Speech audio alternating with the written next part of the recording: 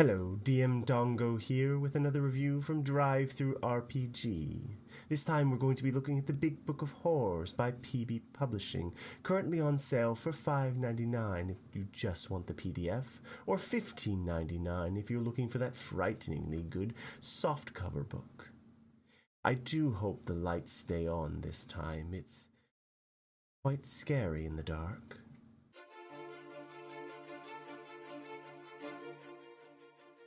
Right, so the Big Book of Horrors by PB Publishing. Well, what are you getting in this thing, and why now? Why am I releasing it? Well, I was ill. That's the main reason. But the other thing is I think I really like this one. I really like the design ethos and the way it's gone forward. But I want to get into specifically what this is. So this is a horror-themed supplement for players. Basically, it gives you everything you could potentially need if your DM decides one day to run a horror one-shot and you are stuck for ideas. Or maybe you're trying to think something more closer into that horror theme. You can show this to your DM and say, hey, this is something I'm thinking about. This is the kind of class option. What do you think? And these will fit better in those themes in those areas. So what you get specifically is you get one new race, the Dampier. You get 12 new subclasses, which I'll detail later. One for each of the main classes in the player's handbook. Sorry, Artificer, you don't get any love, and Mystic, nobody likes you anyways. 9 backgrounds to help with that and to give you a good story springing off point, and 12 pre-generated characters should you get completely stuck, or if you're that DM and need that great NPC that just has a lot of very full fleshed out ideas in there. Along with those pre-generated characters, you get a custom character sheet for each of the 12, and then some blank ones to really ramp it up for the horror theme, and I'll put a picture up over here of what these look like. They're really cool. I think they're really interesting, especially for like that horror one shot. But let's get into the nitty gritty. Specifically, let's go into the race, the Dampier, and then I'll pick 2 of my favorite subclasses out of those, out of the ones that are there, and I'll pick 2 of my favorite backgrounds, and I'll look at some of the pre-generated characters and what's on offer there. Right, let's start with the Dampier. Now, a Dampier is a vampire-human hybrid. Now, the ways in which this occurs vary depending on your lore definitions and the way you've decided to do things. If you're the Vampire Hunter D style, you had a woman who was pregnant at the time of being bitten, and she birthed a Dampier. Some cases there are some lore cases where Dampiers can be born simply by being Dampier can simply be born by the union between a vampire and a human, but there are lots of other different various ways of contracting or birthing a Dampier. And they give, now, as for their specific traits, you have a charisma score increase of 1. You also have 2 other ability scores that you may increase of your choice by 1. So kind of human variant plus a bit more. Now, in terms of their other things they get, though, in order to kind of compensate for the lack of a feat, you get dark vision. You also gain sunlight sensitivity, so similar to a drow, where if you're in sunlight, you have disadvantage on all wisdom perception checks to rely on sight. You have disadvantage on all attack rolls if the target is in sunlight. So very, very basically, the drow sunlight sensitivity makes it very difficult if you're doing anything like a city campaign or something like that. But dungeon delving tends to be a bit easier on them. Next, you have vampire physiology. So you have resistance to necrotic damage as a result of by being part vampire. You also gain fangs, which you can use to do a bite attack on somebody, and use that bite attack to drain HP and give yourself temporary hit points equal to the target's hit die. You also gain the ability to cast Charm Person once per day, once per short or long rest. And then you also gain the access to the Levitate spell, again also on a long or short rest cooldown. So this is a very balanced, good way of building a race. You've got a couple of like really cool things. You've also got a good amount of detriment. Sunlight sensitivity is a very strong detriment, and it tends to hamper a lot of very powerful abilities in ways you wouldn't expect them to. So it is a very good balanced class. Now, there are variants from this class, this race as well. As part of that, you can gain Fangless, which you do not gain any fangs, and to compensate for those shortcomings, you more heavily rely on your human heritage and have learned to adapt. So you gain proficiency in one set of tools and one skill of your choice. You can walk in the light, and you lose the sunlight sensitivity, but you also lose your dark vision as a result. So basically, it's kind of a trade-off. So it's like I can't see in the dark anymore, but at least I'm not hampered by this problem. And then the final one is Wall Crawler, which you can gain the ability to cast the Spider Climb feat, but you lose the Captivating or the Levitation trait of your choice, basically. You can pick one or the other kind of thing. Overall, the Dhampir as a race, I think it's fairly well balanced, and that's something that I wanted to bring up here. All of the race and class options are really well balanced, and it's kind of one of the big design points in the book, and it's mentioned very early on that balance was a key consideration for when they were trying to build this. They didn't want to have overpowered race or class options that would outshine the existing options within the player's handbook. And balance is incredibly important in terms of player options. It's less so important on the dungeon master side because balance doesn't really mean much to a dungeon, like to that side. Balance on the player side matters a lot because you're playing with other players, and if something is unbalanced and they're outshining everyone else on every opportunity, it can feel very unfair. And there is a lot of studies around unfairness and why that happens. There's a really great study with monkeys around grapes and cucumbers. If you feed both of them cucumbers, they're perfectly happy. If you feed both of them grapes, they're perfectly happy. However, if you feed one cucumbers and one grapes, immediately the monkey with cucumbers rebelled. Like, it was pretty much immediate because he saw that the monkey was getting grapes and he was getting something better than him. And it's a really interesting study into how behavior works. That's a weird aside, but and that's a weird side, but that's the Dhampir. So now we're going to move on to class options. So first up is going to be the Bard College of Dread. And now I always choose Bard subclasses because Bard is my favorite class. And I particularly like this one, the way it works and the kind of things you can do with it. But let's get started what this is. This is a college based around the ideas of a ghost teller, a scary storyteller in the middle of the night, surrounded on maybe a campfire or something terrible. And they enjoy terrorizing and scaring the people who are listening to what they think. I would think like Stephen King might be a College of Dread bard. It kind of likes the fact that he can scare people and likes the idea like they perform the works of horror for their own sake and the craft of the art itself. They understand horror at a very deep level. So the first thing you get is ghost stories. At level 3, you can essentially do a performance for at least 1 minute and choose a number of humanoids that you can see up to your charisma modifier that are within 60 feet of you that witness your entire performance, like whatever that might be. The performance must contain elements of horror, so it could be a play, for instance, or it could be just a short, scary story. Each of those creatures you select must make a wisdom saving throw against your spell save DC. On a failure, the target is stricken with profound horror and becomes frightened of you for 1 minute. So as an action, the creature can try and regain its composure and repeat the saving throw, ending on a success. So pretty much very simple. This feature recharges on a short or long rest. So I can see this being used in very interesting and unique ways. So if you're trying to potentially scare off like a king and his court of nobles that are surrounding him, you've perhaps gotten into a situation where you need to run quickly, but you're not in a fight just yet, but you know one is coming. You can potentially start one off by terrorizing every dangerous opponent very quickly, and then beat feeding as quickly as you can. So it's a really interesting idea, and I think there's some really great mechanical benefits inside that.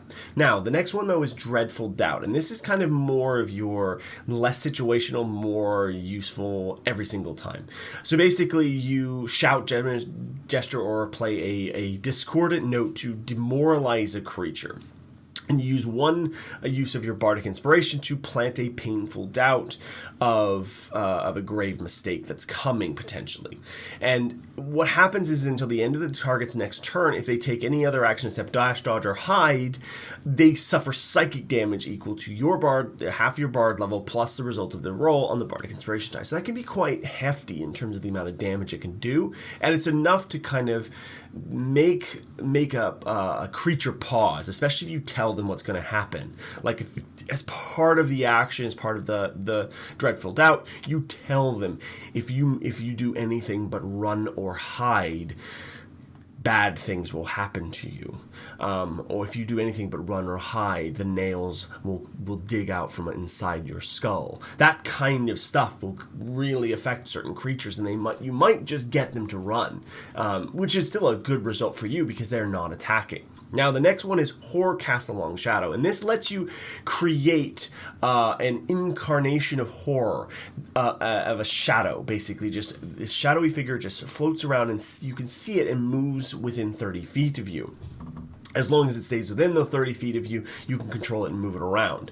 Now, any creature that is within 5 feet of it must succeed a charisma saving throw against your spell save DC, or be frightened of the figure. Not you, of the figure. Now, as an action on subsequent terms, you can teleport to that figure's space. So it's really useful for a lot of different uses, and I can see you using for control, especially when you get Host of Shadows at level 14, which allows you to cast 3 of them and move them around as a result of things. And you can also use it as a reaction to spend 1 use of your bardic inspiration die to subtract the result from a creature's roll as the fire. Like, so if they're trying to make an ability check or an attack roll, so if they're trying to do something like unlock a door or potentially try and attack your friends, you can use this to lower their attack and gain the shadowy fear effect as well. So I can see this being used in a lot of different ways in terms of controlling the battlefield, in terms of controlling various things. At level 14, you're talking about 3 of these shadows and manipulating and moving them around and causing a lot of havoc, especially being able to teleport between them as well.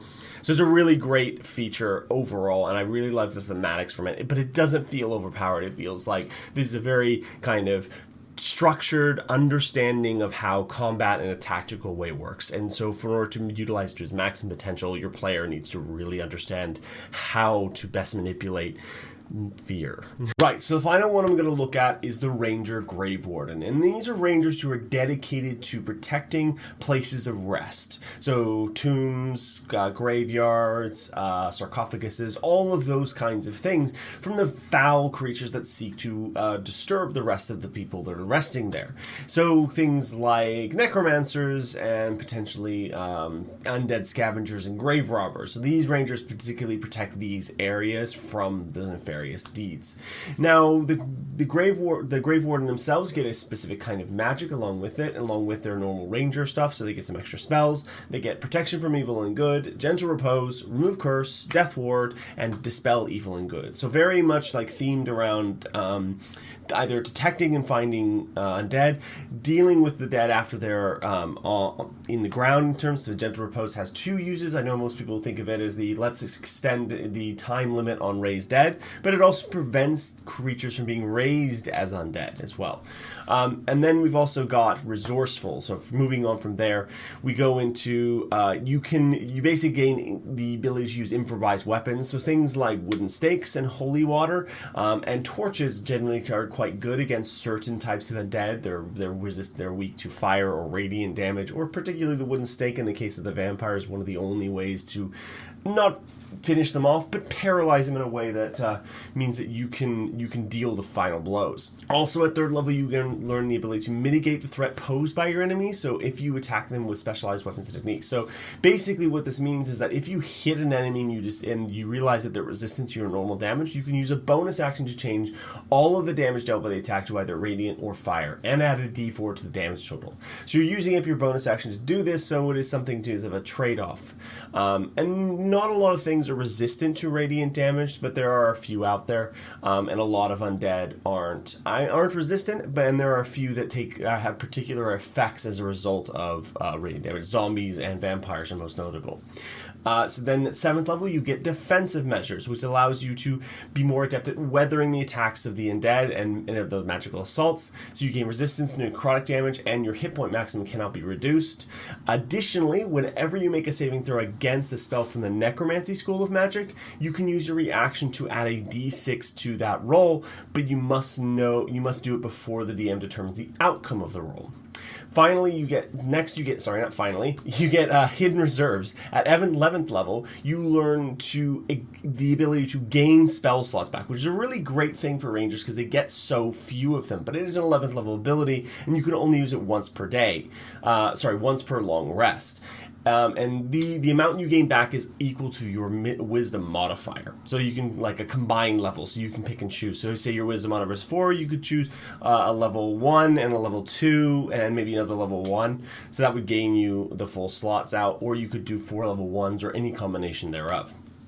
Next, you have Veteran Warden, and this allows you to basically be not immune to fear, but you have advantage against saving throws of being frightened, and at the end of every long rest, you can cast Death Ward as basically for free without expending a spell slot, and the duration is up to 24 hours. So it's kind of like a get out of jail free card, like you're immune to death once. Kind of gives you the orcish racial ability with a slightly different tick to it, as it were, because it is at the end of a long rest, and so you can potentially trigger it more often, and it is tied to a spell, so it could be dispelled if somebody was aware that it was cast on you. So it's slightly different, but kind of the same mechanical benefit.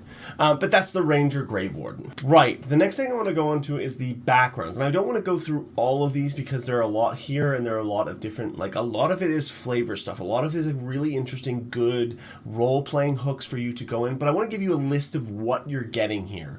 So the first is the Abductee. Then you have the Cured Lycanthrope. Then the Grave Robber, the Horror Survivor, the Liberated Thrall, the Paranormal Investigator, the Resurrected, the Sexton, and then there's kind of a guide around horrifying existing backgrounds, how to change them into things that you can twist in a way that makes them more fitting to a horror-themed adventure, or to something a little darker, as it were. Now, the ones I want to talk about specifically, I want to talk about the Cured Lycanthrope. Now, the skill proficiency you gain are Animal Handling and Survival, and then you gain 2 languages of your choice. You also gain a bundle of dried herbs, plants related to your cure, like wolfsbane perhaps, a memento of the trophy from your first kill as a lycanthrope, a small knife, a set of common clothes, and a pouch containing 5 gold. The feature, though, that's kind of where it really kind of comes together. Though you are no longer a lycanthrope, the moon kind of gives you a boost, as it were, or gives you a tug and changes things for you in ways that you may not always understand. You always know the location of the moon in the night sky, as well as its current phase, so it kind of gives you a good way of telling time, or telling what day of the year or month it is. Potentially, if your DM decides to move you from one place to another via time spells, you can say, what phase of the moon is it currently in? And you can say, it's in this. As a DM, I'm really glad I have a calendar set up for this specific reason, because I can tell people what phase of the moon is. This information is typically it allows you to navigate at night, even if indoors, because you can use the moon to judge direction. This also allows you to approximate what time of night it is. So, and basically how long until the moon sets. So it's kind of like a pseudo version of the ability you get from, it's not alert, it's the one Caleb has, the DM's Bane's ability, the one that gives you perfect memory. But yeah, there's a pseudo version of that feat that it's kind of like, what time it is but only in very specific circumstances. So it's kind of an interesting idea. And there's a lot of good questions you can ask as part of the cured lycanthropes. Like, how did you get cured? How long were you a lycanthrope? What kind of lycanthrope were you? Were you a werewolf, like aggressive, dangerous, and evil? Or were you a werebear and through some result, maybe you didn't want to be cured. Maybe you wanted to stay a werebear, because werebears in D&D, like in terms of their base stat line, I think they're lawful good. So being cured as a werebear is actually a detriment to you because you no longer have access to those incredible abilities. So you can go either way with this. It's a really interesting set of background features that I really like. Then we go into things like the grave robber. Now this one's a bit more kind of insidious in its nature. And the thing is that when people die, they tend to bury really valuable things with them. So this kind of background is for somebody who goes in and grabs them and pulls them out. Now, however, to be fair, most adventurers, if you think about them, are grave robbers in of themselves. They will go out and they will find tombs, sarcophaguses, old dungeons, and most of these are graves in one way or another. So a lot of adventurers are basically this background by default. But the skill proficiencies you get are investigation, stealth. You also gain 2 proficiencies of thieves' tools. You gain 1 language of your choice. You also get a shovel, 50 foot of rope, an oil lantern, a set of common clothes, and a pouch containing 5 gold. Now your feature is a little interesting. Anyone who kind of tries to make a living doing this, like not as an adventurer, as that kind of style of things, but more as I'm going to go into, say, the Waterdeep City of the Dead and try and rob things. There are considerations that you kind of take as a result of this. You need to find willing buyers, and you need to be able to go into the places. So what this feature allows you to do is easily find any burial grounds within a mile of your location, so you know where they all are. You're also familiar with the general routines of such graveyards, so like mausoleums, final place of rest, so guards and that kind of things, like typical methods of security that the place will take. So you know that the big mausoleum on the end is probably warded and has magical traps, whereas the smaller ones maybe you can get away with and they might have something valuable on them. But you also know broadly what to look for. Additionally, you are able to locate with relative ease any fences within the city for these slightly more dubious goods than most. And it kind of gives you a really good way of kind of role-playing this out. And I think there's some really interesting stuff to do around this, and it really kind of gives you a good way of going. And the background itself, like, I can see a couple of different ways you could pull this. You can be just basically in it for yourself, completely doing exactly what it is. Like, in your moral compass is that, well, they're dead, they no longer need it. Or you could be one, like, a begrudging person who does this because they have to. They have no reason. They have no really any other way of doing it, but because you are around the dead so often, maybe that is affecting your humor. You go to gallows humor. You kind of like go to that very dark place in your mind and kind of just make jokes at very inappropriate times. And there's a lot of really interesting ideas around that. Right, so finally we're going to look at what's in the last 2 sections here.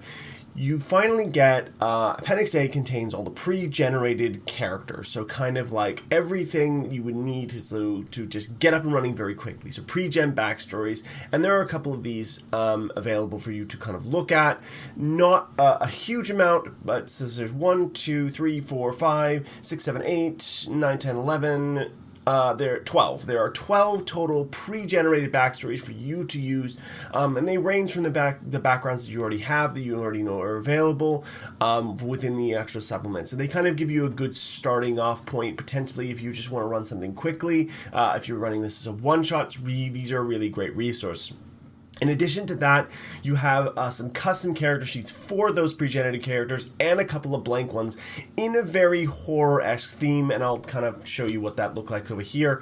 It's a really great, nice thing to get everyone in the right mood, to get everyone in the right mindset, to kind of like everyone knows they're playing a horror game, everyone knows the tropes of a horror game and a horror genre, so it's a really great thing to have as a character sheet to kind of get you to everything. Like, I'm a big proponent of setting mood and setting setting expectations. So if I play a horror game, if I run a horror game, I will do things like make custom character sheets. I will use candle lighting rather than regular fluorescent, or I will do things with the lights. I will use spooky themed music. I will change the lights such that they are flickering potentially if I'm not using candles. I do a lot of things to kind of embrace that whole let's run the game we're intending to run. The more things you can have to enforce the theme, the better. And character sheets are another good way of doing that. Right, now onto my thoughts, my ratings, my what I liked, what I didn't like, and kind of everything else. So let's start with what did I like. So I really like the broad concept. I'm a big fan of horror as a genre, and I'm a big fan of kind of using it to tell a convincing and not convincing, a very compelling narrative. It's a great tool for that, and books like this really help that along, because if all the players are kind of bought in at the start by choosing backgrounds, by choosing new character classes, by using maybe potentially using pre-generative character sheets, or using these custom character sheets from the Big Book of Horrors. All of that helps to get them in the proper mindset. And I love books like this. And I've seen books like these before, and they've all been kind of similar. Some of them do really well with the character options, but leave out the backgrounds. Some of them do the backgrounds really well, but leave out the character options. And some of them do both, but don't get anything extra. So I really appreciate the extra things. The stuff like custom character sheets, creating custom, unique, interesting backstories for each character. I really appreciate things like putting the character sheets in the book and adding blank ones. That was a really, really great stroke of genius to include there. It was a really good, nice read as well. All the writing is top-notch, A-star tier. Really, really, really great writing. It doesn't feel tropey or very it doesn't have that kind of trappings of a traditional horror things. There's some interesting stuff here, and there's some things in here. I also appreciate things that you can use outside of a horror game. So there's some really interesting ideas around the cursed lycanthrope. Like I said, you could potentially be a former werebear. That's a slightly different take on what the book provides, but the thing is most lycanthropes are naturally, from our nomenclature, are animalistic. They're destructive. They consume. They just destroy. But the werebears in traditional Forgotten Realms lore are more based around this kind of lawful good, constructy kind of thing, where they behave well in societies in general, and so to be ostracized forcibly from that family might be a very different take on the background spin. And I like the inclusion of things that can be included in normal campaigns as well, because that's the thing, is some of these books out there, they're really only useful in a very narrow slice of campaigns. So you've got your Curse of Strahd and your Ravenlofts, and you've got your Halloween one-shots. This one feels like it's more balanced and better spent in a broader time frame, as it were. Nothing wrong with horror. I really love it, like I said, but I think sometimes there is a very narrow slice of people that really enjoy it, especially year-round. It's mostly the people who play Vampire the Masquerade year-round, I think, it's those people. Now, on to what I didn't like about the Big Book of Horrors. There's not a lot I didn't like. It is very long, 78 pages long, so I think you are getting your money's worth at least, so there's a really good thing there. But of those 78 pages, a lot of them are taken up by the character sheet, so you're not getting exactly what you want in terms of... It makes it a little bit hard to figure out how much of this is new content and how much of this is character sheets. What I would have really appreciated is to have the character sheets in a separate file so that they're more easily printed out. I know PDFs are very easy to print out from, but I also I do things via digital mediums. So having them in separate files means that when I pop them into Roll20 or into Fantasy Grounds, either program doesn't complain that I've submitted the same file twice to input this one page out of this PDF, because Roll20 is a pain in the butt sometimes in certain aspects. So having them in separate files makes it easier to implement, especially if you're doing those kinds of things. I would have also appreciated things like There's some really, really great art in this overall, and some of it I would really like to use for handouts and things like that, especially when you're talking about, like if I wanted to include this in like include the character classes in Roll20, I always kind of like a picture for that. And so some of the art is really good. It'd be nice to have those as separate files, but that's kind of like a nitpicky thing. Right, on to my final thoughts and my rating. So for what it is, the Big Book of Horrors is a really great supplement. It is a fantastic horror-themed collection of player options, and it is incredibly well balanced. That is a thing that I think can get really lost in translation as to why balance is important. And I think I've talked about it before earlier in the video, but why balance is important for a lot of reasons is because players notice when the other players are unbalanced. They notice when they are weaker than their counterparts. They notice that very quickly in terms of in whatever specialization that they particularly have chosen. For instance, if you have a character that is a bard and the warlock is outshining them in social situations all the time, that can feel a bit wrong. It can feel like, well, why did I pick this class? Why did I pick this class that is specifically designed to deal with this situation, but the warlock is outshining me? Now that doesn't really happen, but that can happen with certain subclass combinations, and I'm pleased to say that that doesn't occur here. No class feels overpowered or underpowered, and both are a problem. They're very well balanced against their players' handbook's equivalents. Now, that's not to say that the players' handbook's equivalents are perfect, but there is enough play in the area as if players of equal skill are both playing from different classes. If you include any of these subclasses, I wouldn't be worried about somebody feeling that they were under or overpowered, which is a really great thing because I think that's something that it can sour a game very quickly, unfortunately. Yeah, I really like it from a lot of different perspectives. I like it. I love horror stuff. I know I'm a bit late coming to this. It's not October anymore. I was very ill for a while. Hopefully I'm now coming back to that, and should everything be resuming normal schedule. But I really love this. I really love this overall. It's really well written. It's really well presented. There's some really great art in here to kind of like break up the monotony of text. There's a really great formatting in place. And I have to give it a 5 out of 5. My only nitpicky thing is that I really would have liked those characters sheets in separate files just because it makes it easier to send them off to printers and things like that. I know that most printers deal with things like PDFs all the time, but printing out on my own, printing out single pages of PDF, it just makes it more convenient to kind of go, I just want that file and I can print it out. It also makes the PDF a little smaller so you know how many pages of actual content you're getting as opposed to pages and pages of character sheets. But that's my only criticism, so I think you've done a very well job. Thank you. This has been DMDongo. Please do remember to like, comment, and subscribe. And if you want to pick up this Big Book of Horrors, please use my affiliate code, which will be down in the description below. Peace.